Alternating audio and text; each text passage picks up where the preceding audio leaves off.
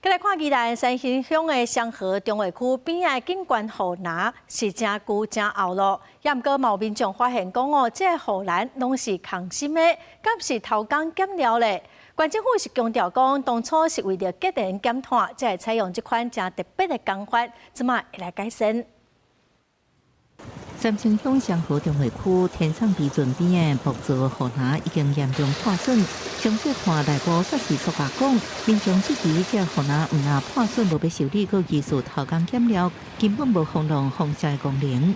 你这塑胶的应该大家认为都是不好的，对啊？怎么说？那应该是水泥的，水泥会比较稳固啊，对。刚好是我可能是稍微花掉，是要冲啊，真的会受伤啊。这护栏目前由三星乡公所维管，乡长表示这是早期县政府做中卫工程时阵的设施，已经请县政府协助改善。早期咱县政府伫做重卫时所做的设施，但是经过年久未侵哦，这几年来咱发现已经有一寡损害去啊。根据县政府资料，这护栏会用外口是木造，内底是塑胶管的工法，是因为当初规划敢若是景观工程，各融合在地三星场景特色，希望减少暗土用量，达到节能减碳的功效。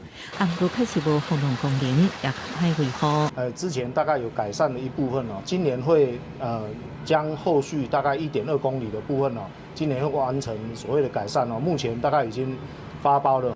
县政府表示，已经每年编列预算启动改善工程，改用暗土的两座式护栏来增加防浪甲风湿的功能。今年安装改善最后1.2公里完成了后，规段队完全换新的。记者综合报道。